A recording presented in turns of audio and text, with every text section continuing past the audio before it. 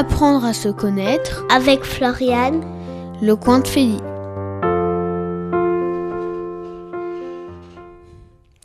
Bonjour Vincent.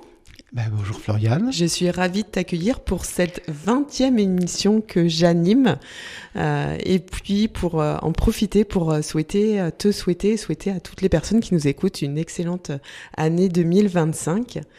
Donc bienvenue dans cette émission Apprendre à se connaître où on va aborder l'émotion et l'entreprise. Est-ce un duo incompatible ? Donc Vincent, je vais te laisser te présenter avant pour que les personnes sachent qui elles écoutent dans cette émission. Tout d'abord, merci de m'accueillir et puis également meilleurs vœux à tous les auditeurs. Alors je ne sais pas effectivement trop quoi leur souhaiter, mais forcément de la santé et puis réussite autant qu'ils veulent et surtout du bonheur. Alors me présenter, je ne sais jamais par quoi commencer, c'est terrible. Si, je vais commencer par l'endroit où je suis né. À la base, je suis un titi parisien. Voilà, j'ai eu la chance ou la malchance, je ne sais pas encore dire. Le fait voilà, je suis né à Paris. J'ai vécu à Paris toute mon enfance et mon adolescence dans un beau quartier. C'était le quartier latin, la rue Mouffetard, pour ceux qui connaissent, le Luxembourg, enfin tout ce genre d'endroits un peu sympathiques. Et puis ensuite, voilà, j'ai grandi, heureusement. J'ai continué mes études. Et puis un blanc. Ça arrive. Oui, ça arrive. C'est un peu l'émotion. Absolument. Justement, c'est ce qu'on aborde là. En fait, ce qui ressort là, c'est ton parcours donc personnel que tu es en train de mettre en avant. Et puis, dans quelle entreprise tu t'investis là? Alors, oui, effectivement. Effectivement, j'ai un parcours à la fois personnel, familial et professionnel assez varié. Ouais. En fait, dès que j'ai pu partir de la région parisienne, j'ai saisi des opportunités pour pouvoir m'en échapper et m'installer dans un premier temps dans le sud-ouest, où j'ai passé 14 ans, dont 5 ans dans le Gers, un petit village de 400 habitants.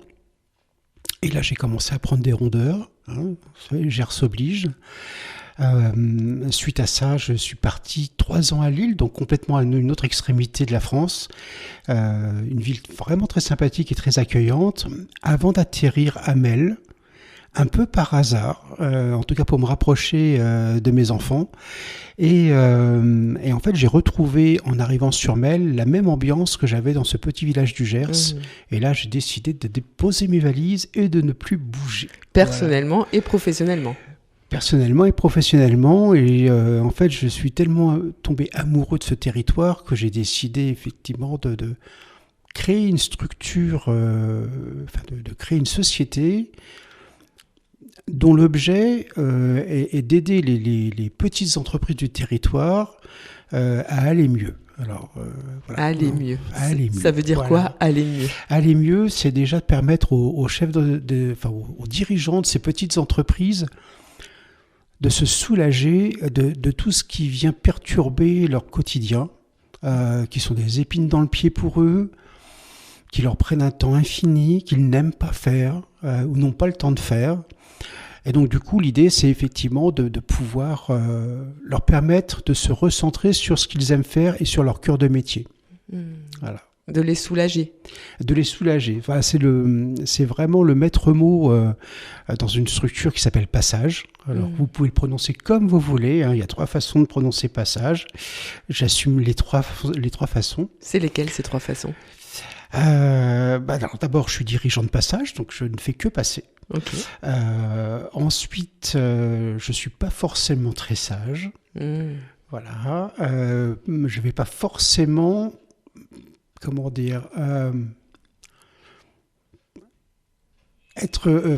faire exactement ce qu'on me dit de faire comme on veut qu'on le fasse. Si j'estime à un moment donné qu'une autre façon de faire est préférable pour l'entrepreneur, je vais lui proposer d'autres solutions. Oui, ouvrir des perceptions différentes. Ouvrir des perspectives, effectivement. Et je dirais ensuite le mode de fonctionnement de ma structure, c'est un pass âge, voilà, donc comme un pass culturel, où en fait les entreprises adhèrent d'une certaine façon à notre mode, à un mode de fonctionnement qui leur permet d'aller picorer des compétences dont ils ont besoin sur le moment dont ils en ont besoin, pendant le temps dont ils ont besoin, et pas plus. Est-ce que c'est en rapport avec l'âge, ton âge, en tout cas les paliers des âges qu'on peut avoir dans une vie qui font que pas après pas, âge après âge, t'es arrivé justement à ce passage de transmission, en tout cas, ou de soutien de par ce métier? Alors, oui, en partie, puisque étant moi-même dirigeant d'entreprise d'une petite structure, je vis également au quotidien ce qu'ils peuvent eux connaître. Et ce dont je me suis aperçu au fur et à mesure des années, c'est qu'en fait, les personnes, quand on intervient pour quelqu'un d'autre, il faut le faire avec une certaine expérience et une certaine compétence avérée. Et donc, c'est pas possible de commencer ce genre de métier quand on sort juste de l'école. Et effectivement, moi, les personnes, mes partenaires, qui me permettent de répondre à toutes les problématiques de ces dirigeants, sont des personnes très expérimentées, avec un minimum de 20 à 25 années d'expérience professionnelle. Alors moi-même, j'en ai, est-ce que je vais le dire, oui, 30, 35 minimum, parce que finalement, moi, j'ai déjà 62 ans, je cours à grands pas vers les 63. Et donc oui, c'est absolument nécessaire d'avoir beaucoup d'expérience et d'avoir donc un certain âge pour déjà bien comprendre ce qu'attend finalement le chef d'entreprise. Tu t'adresses à tout secteur d'activité? Oui. Ok. Oui, tout à fait. Après, il est vrai que sur le territoire de Mélouin-Poitou, oui. Globalement, on va avoir des grandes catégories en termes de nombre d'entreprises sur le territoire. Il y a déjà tout le monde du bâtiment et de l'environnement du bâtiment, le monde agricole, et puis ensuite, beaucoup moins présent en nombre, et non pas en réalité, mais en nombre, vient le commerce de détail, et puis après les entreprises de services. Voilà. Donc il n'y a pas énormément de grandes catégories finalement, et puis en plus c'est un territoire où il y a très peu de grosses entreprises. Les entreprises de Mélouin-Poitou sont principalement des TPE ou des petites PME, voire des personnes qui sont en total juste des indépendants.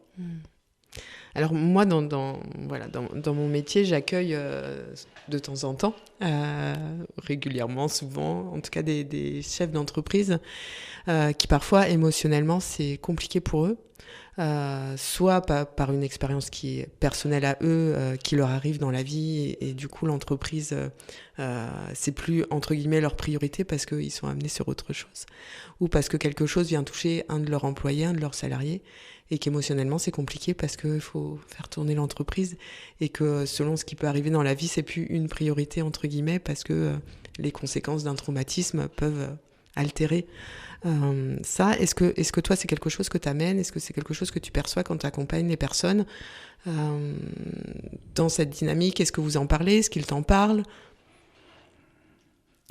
Alors, peu avec mes clients. D'abord parce qu'on essaye justement de ne pas être intrusif et de se fondre dans le paysage, au contraire, pour que que ce soit vraiment une aide réelle en termes de soulagement, de tâches. Par contre, moi, en tant que chef d'entreprise, il fut un temps où on est monté jusqu'à une douzaine de salariés.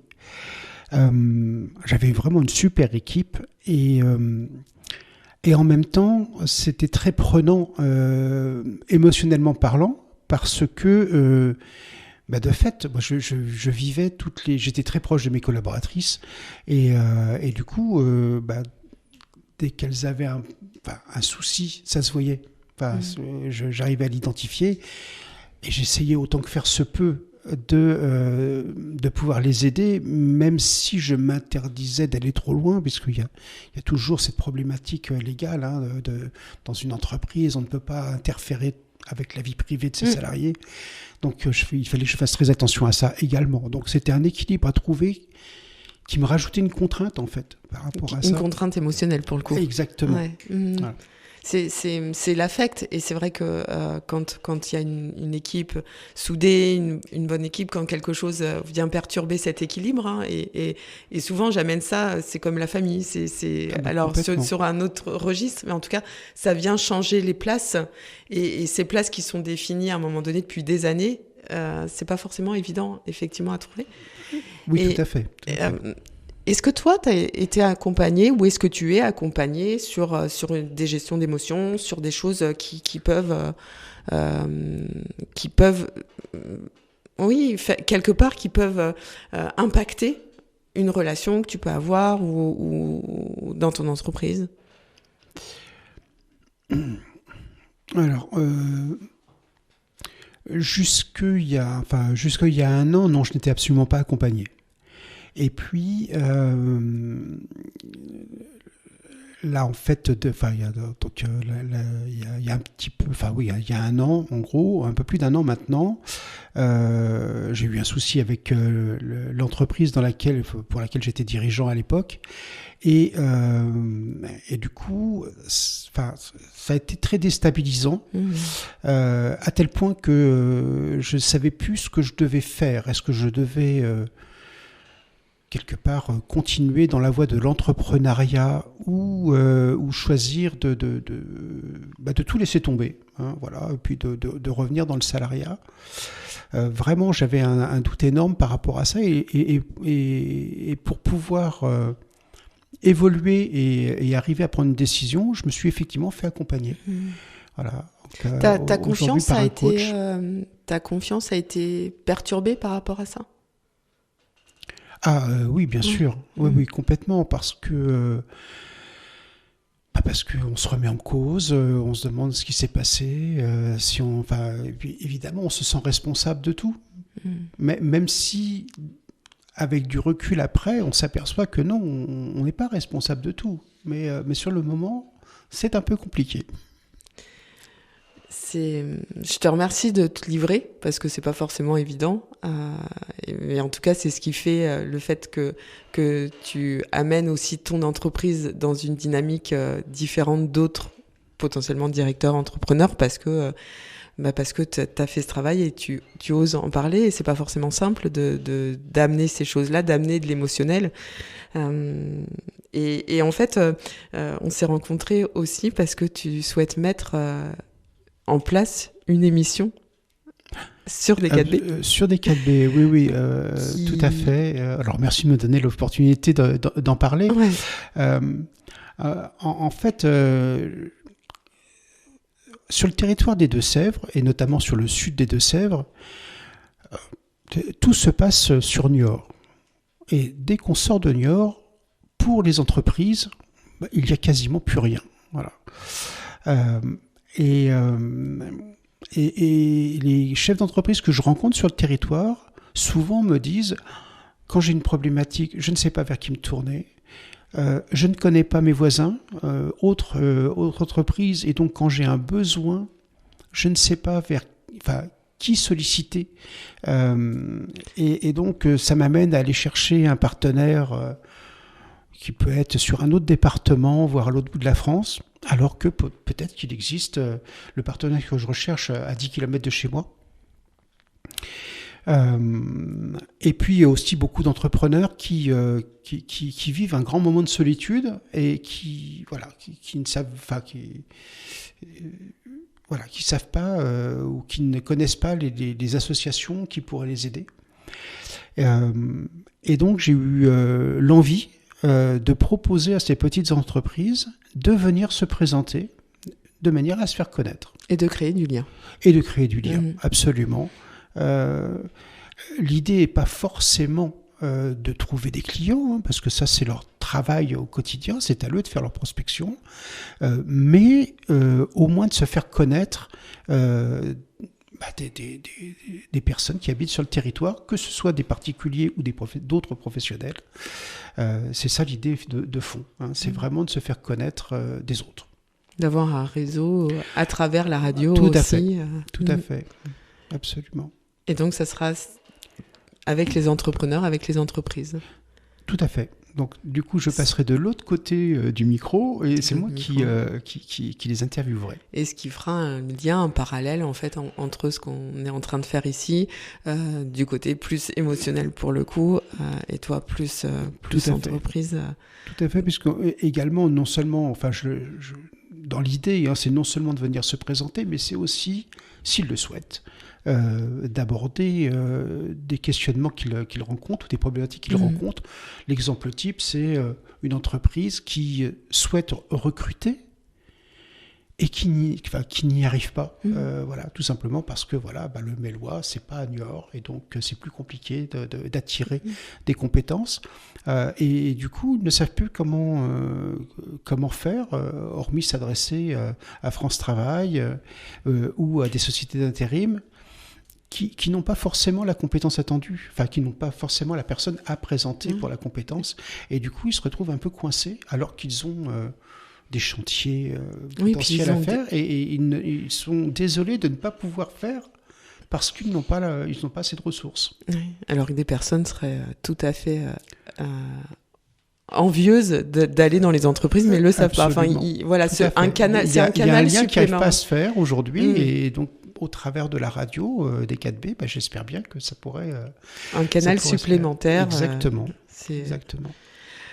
Dans cette émission, on aborde souvent la puissance du mental, de l'inconscient. Qu'est-ce que tu en penses de ça ?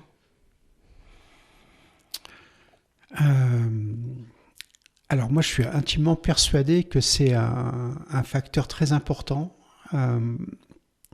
J'ai eu du mal à me rendre compte, en fait. Hein. Alors, c'est mon grand âge qui m'a permis de... La sagesse. La sagesse. Le passage à la sagesse. Je ne sais pas si je suis devenu très très sage, mais en tout cas, oui. Plus ça va et plus je me rends compte que, en tant qu'individu, je suis réellement soumis à mes émotions.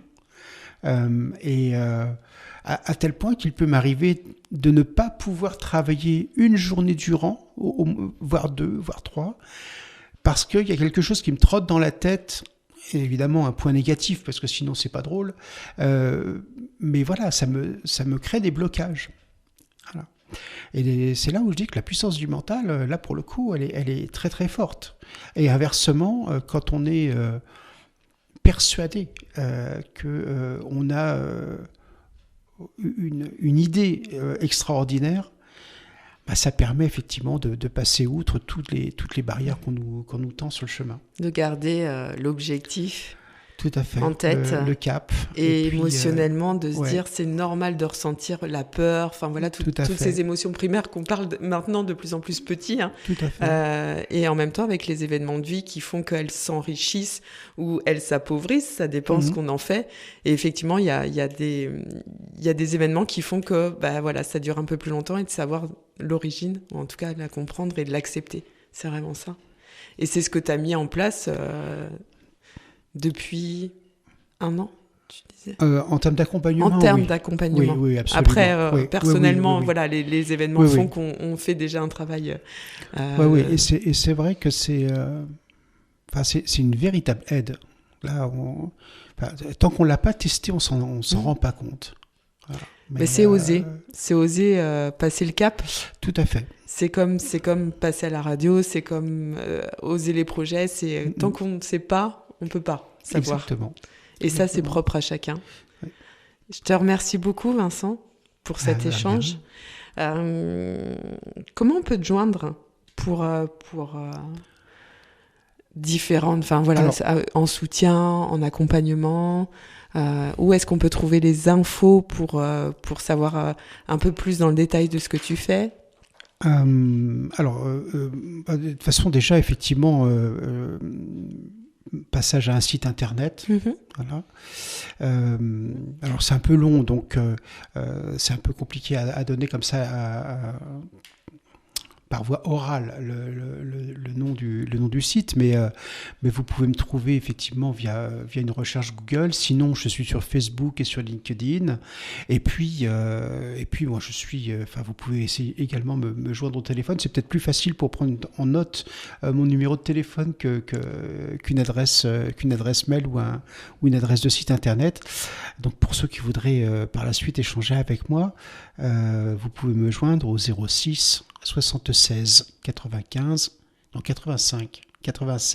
67. Donc je me suis trompé, donc je vais le redonner. Donc 06 76 85 96 67. Parfait. Alors moi, je vais du coup rebondir sur ton site internet parce que je l'ai devant les yeux, donc je vais pouvoir le donner à l'oral. J'ai triché un petit peu. Donc c'est www.passe-age-temps TEMPS-partage partage.fr. Donc voilà, si les personnes veulent aller directement sur le site. Merci infiniment. J'ai pour habitude de demander, et je t'ai demandé un titre de musique pour clôturer cette émission, cette 20e émission. Un petit clin d'œil à Virginie qui m'en a fait rappel. Est-ce que tu peux me donner le titre de la musique que tu as choisi et pourquoi tu as choisi celle-ci ? Alors, je vais reprendre mes notes parce que je sais que j'avais réfléchi à ça. Je l'ai noté dans un coin et puis je l'ai oublié. Oui, si, c'est ça. Nathalie, voilà, de Gilbert Bécaud. Alors, pourquoi ça ? En fait, j'ai du mal à dire pourquoi à chaque fois que je l'entends. Alors là, pour le coup, je suis pas au bord des larmes, mais quasiment, quoi. Et j'ai jamais compris pourquoi ça me faisait cet effet-là. Et la seule explication que je pourrais avoir éventuellement, c'est que j'ai des origines russo-polonaises.